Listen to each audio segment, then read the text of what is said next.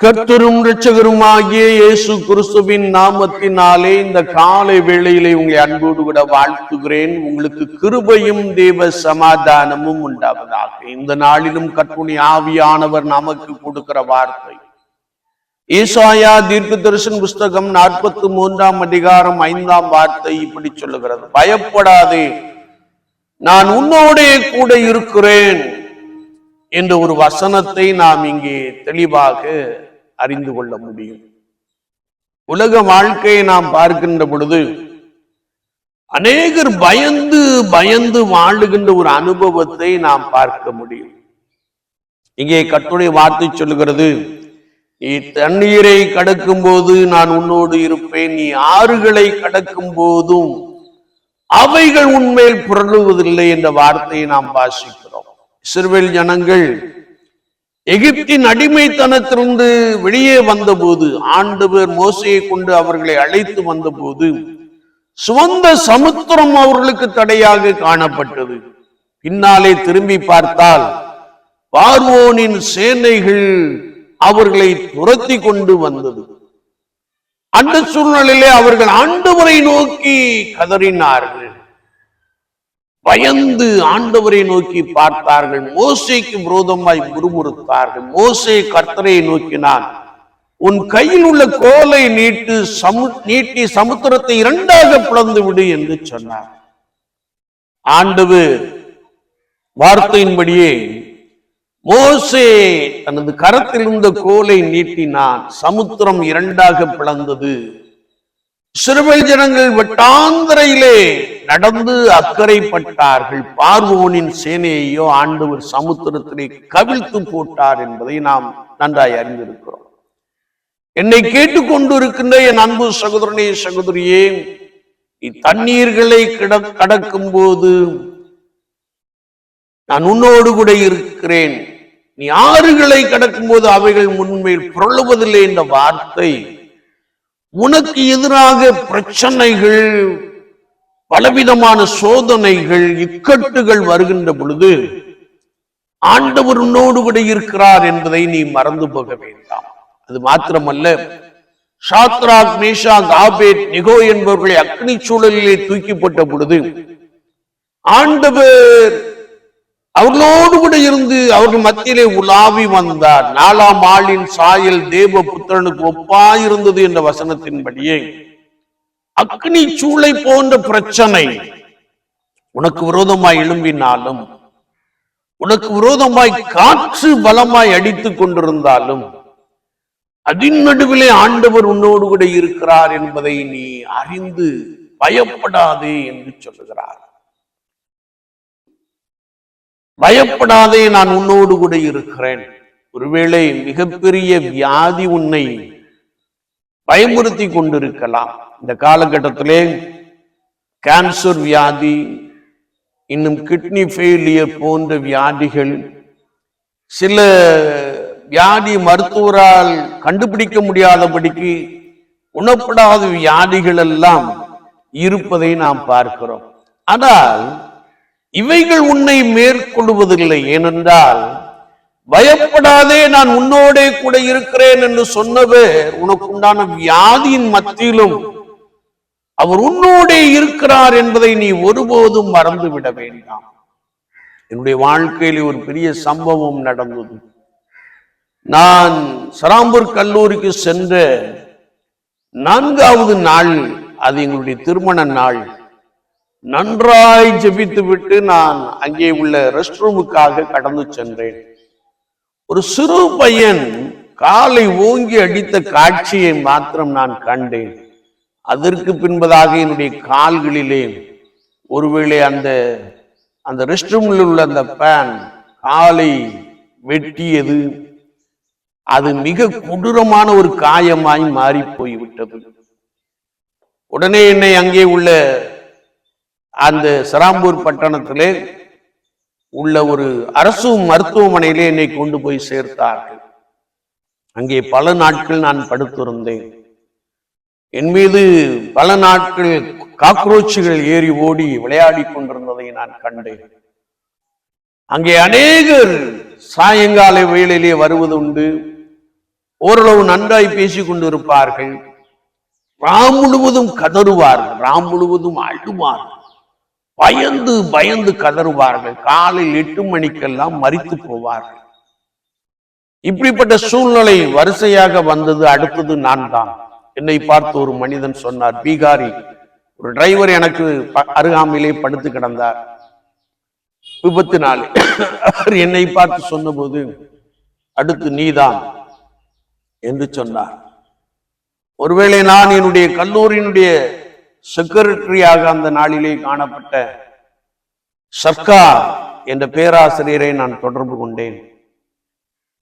அவரோடு கூட பேசினேன். இங்கே இவ்விதமான சம்பவங்கள் நடக்கிறது என்று சொன்ன மாத்திரத்திலே அவர் என்னை டிஸ்சார்ஜ் பண்ணி மாணவர் விடுதிக்கு அழைத்து சென்று விட்டார். பல நாட்கள் படுத்திருந்தேன். ஒருவேளை நான் கற்றுக்கொள்ள முடியாது, எனக்கு அருகாமையிலே என்னுடைய வகுப்பறையை வந்து அமைத்தார்கள். இந்த காலிலே ஏற்பட்ட அந்த காயம் மருத்துவ சிகிச்சை பெற்ற பின்பும் பல ஆண்டுகளாக, கிட்டத்தட்ட 2 ஆண்டுகளாக அது ஆறவில்லை. மாறாக துர்நாற்றம் அடித்ததை நான் அறிந்திருக்கிறேன். ஒருவேளை டிரெஸ்ஸிங் எனக்கு நானே பண்ணி கொண்டிருந்த காலகட்டத்திலே சற்று கொஞ்ச தூரம் நடந்தாலும் அந்த பகுதி முழுவதும் வேர்த்து கொண்டு குதிங்கால் பகுதியிலே அது மீன் வாயை போல பிளந்திருந்த அந்த காயத்தை அது ஆறாமல், ஒருவேளை கொஞ்ச தூரம் நடந்தாலும் அந்த பகுதி முழுவதும் வேர்த்து கொண்டு பயங்கரமான வேதனை உண்டாகும். அந்த நாட்களிலே செல்போன் வசதி இல்லாதபடினாலே நான் சில வேளைகளிலே கொஞ்ச தூரம் நடந்து அமர்ந்து என்னுடைய மனைவிக்கு நான் கைபேசியின் மூலமாய், தொலைபேசியின் மூலமாய் பேசுவது உண்டு. ஜெபித்துக்கொள் என்று சொல்லுகிற ஒரு வார்த்தை மாத்திரம் உண்டு. இப்படி கிட்டத்தட்ட 2.5 ஆண்டுகள் ஆகிவிட்டது. இன்னொரு மருத்துவ சிகிச்சை, அறுவை சிகிச்சை செய்யப்பட்டது. அதுவும் இன்ஃபெக்ஷன் ஆனபடினாலே இன்னும் அதிகமாய் நான் கஷ்டப்பட்டேன். ஒருவேளை நான் எப்பொழுதுமே 11 மணிக்கு மேலே படுக்கிற பழக்கம் உண்டு. அதிகாலமே எழுந்து கொள்ளுகிற பழக்கம் உண்டு. 3 மணிக்கெல்லாம் எழுந்து கொள்ளுகிற ஒரு பழக்கம் உண்டு. ஆனால் அந்த நாளிலே நான் மிக சீக்கிரமாக 8 மணிக்கெல்லாம் என்னுடைய காலின் வேதனை தாங்க முடியாதபடிக்கு நான் படுத்துக் கொண்டேன். ஒருவேளை அது ஒரு குளிர்காலமாய் காணப்பட்டபடியினாலே நான் சீக்கிரமாய் படுத்துக்கொண்டு நித்திரை பண்ணினேன். திடீரென்று நான் 4 மணிக்கு எழுந்து கொண்டேன். எழுந்த பொழுது என்னுடைய சரீரத்திலே வேதனை காணப்பட்டது, என்னுடைய கால்களிலே வேதனை காணப்பட்டது. நான் ஒரு சிறிய ஜெபம் பண்ணினேன். ஆண்டவரே, இதற்கு மேல் என்னால் ஒன்றும் செய்ய முடியாது என்று சொல்லி நான் மீண்டும் என்னுடைய தலையை சாய்க்க ஆரம்பித்த பொழுது அங்கே இயேசுவானவருடைய முகத்தை காணும்படியான அந்த காரியத்தை நான் கண்டேன். என்னுடைய அறையிலே இயேசுவானவருடைய கேலண்டர் படம் கூட கிடையாது, ஒன்றுமே கிடையாது. ஆனால் நான் பார்க்கிறேன் அதிகாலை வேளையிலே. அப்பொழுது எனக்கு ஒரு சத்தம் கேட்டது, பயப்படாதே, நான் உன்னோடு இருக்கிறேன் என்ற சத்தத்தை நான் தெளிவாக கேட்டேன். அடுத்த நாள் காலையில் வந்த பொழுது எதிர் வரிசையிலே உள்ள பில்டிங்கில் இருந்து இப்பொழுது அவர் ரெவரண்ட் டாக்டர் ஜஸ்டின், அப்பொழுது அவர் MTH ஸ்டூடெண்ட், அவர் அங்கே இருந்து, அண்ணன் ரொம்ப பிரகாசமா இருக்கிறீர்களே என்று கேட்டார். இந்த 2 பில்டிங்கும் இடையே கிட்டத்தட்ட ஒரு 400-500 அடி தூரங்கள் இருக்கும். நான் உடனே சொன்னேன், இயேசு கிறிஸ்து என்னை குணமாக்கி விட்டார் என்று சொன்னேன். அன்றிலிருந்து இந்த காயங்களை ஆண்டவர் எனக்கு பரிபூரணமான சுகத்தை கொடுக்கும்படியாக ஆண்டவர் எனக்கு உதவி செய்தார். என்னை பார்த்தவர்கள் எல்லாரும் சொன்னார்கள், என்னுடைய பேராசிரியர்கள் சொன்னார்கள், நித்தமும் காலையும் மதியமும் மாலையும் சாப்பிட போடுகிறவர்கள் எல்லாரும் சொன்னார்கள், உன் கால் கருத்து போய்விட்டது, உன் காலை கட் பண்ணி விடுவார்கள் என்று சொன்னார்கள். ஆனால் ஆண்டவர் கிருபையாய் என் கால்களை மான்களின் கால்களை போல மாற்றினார். நான் இரண்டாவது மருத்துவ சிகிச்சைக்காக ஆபரேஷனுக்காக மதுரையில் உள்ள ஒரு பட்டணத்திற்கு கடந்து வந்த பொழுது அங்கே உள்ள மருத்துவர் சொன்னார், உங்கள் காலை எடுக்க வேண்டும் என்று சொன்னார். நான் சொன்னேன், நீங்கள் ட்ரெஸ்ஸிங் மாத்திரம் பண்ணி விடுங்கள் என்று நான் சொல்லிவிட்டு இன்னொரு மருத்துவமனைக்கு கடந்து சென்றேன். அங்கு உள்ள மருத்துவர் சொன்னார், கவலைப்படாதிருங்கள், 10 நாட்களிலே இதில் உள்ள இன்ஃபெக்ஷனை நிறுத்தும்படியாய் நான் பிரயாசப்படுகிறேன் என்று சொன்னார். 10 நாள் ஆகிவிட்டது, இன்ஃபெக்ஷன் நிறுத்தப்படவில்லை. உங்கள் தெய்வத்தை நோக்கி நீங்கள் வேண்டிக் கொள்ளுங்கள் என்று சொல்லி முடித்து விட்டார். ஏன் இதை சொல்லுகிறேன் என்றால், நம்முடைய சரீரத்திலே ஆறாத காயங்கள் காணப்படலாம், நம்முடைய சரீரத்திலே பலவீனங்கள் காணப்படலாம், நெடுநாள் பலவீனமாய் காணப்படலாம். பயப்படாதிருங்கள். இந்த பலவீனத்தின் மத்தியிலும் இயேசு எப்படி எனக்கு ஒரு பெரிய சுகத்தை கொடுத்தாரோ அப்படியே உங்களுக்கும் சுகம் கொடுக்க அவர் போதுமானவராக இருக்கிறார். எனவேதான் ஏசாயா தீர்க்கதரிசியை கொண்டு கர்த்தருடைய ஆவியானவர் சொன்னபோது, பயப்படாதே, நான் உன்னோடே இருக்கிறேன் என்று சொல்லுகிறார். என்னை கேட்டுக்கொண்டு இருக்கிற என் அன்பு சகோதரனே சகோதரியே, உனக்குண்டான வியாதி உன்னை பயமுறுத்தி கொண்டு இருக்கலாம், உன்னோடு கூட இருக்கிறவர்கள் உன்னை பயமுறுத்தி கொண்டு இருக்கலாம், உனக்கு எதிராக சத்துரு எழும்பி நிற்கலாம், கெச்சிக்கிற சிங்கம் போலே கத்திக் கொண்டு இருக்கலாம். ஆனால் கர்த்தருடைய ஆவியானவர் அவனுக்கு விரோதமாய் கொடியேற்றுவார் என்பதை நீ ஒருபோதும் மறந்து போக வேண்டாம். அவருடைய தழும்புகளால் குணமாகிறோம் என்ற வார்த்தையை நீ ஒருபோதும் மறந்துவிட வேண்டாம். ஆண்டவராகிய இயேசு கிறிஸ்துவை நீ உறுதியாய் பற்றி கொள்ளுகின்ற பொழுது அவருடைய பார்வைக்கு அருமையானவளாய் காணப்படுகிறாய். ஆண்டவருடைய வாழ்க்கையிலே பெரிய அதிசயத்தை, பெரிய அற்புதங்களை செய்ய போதுமானவராக இருக்கிறார்.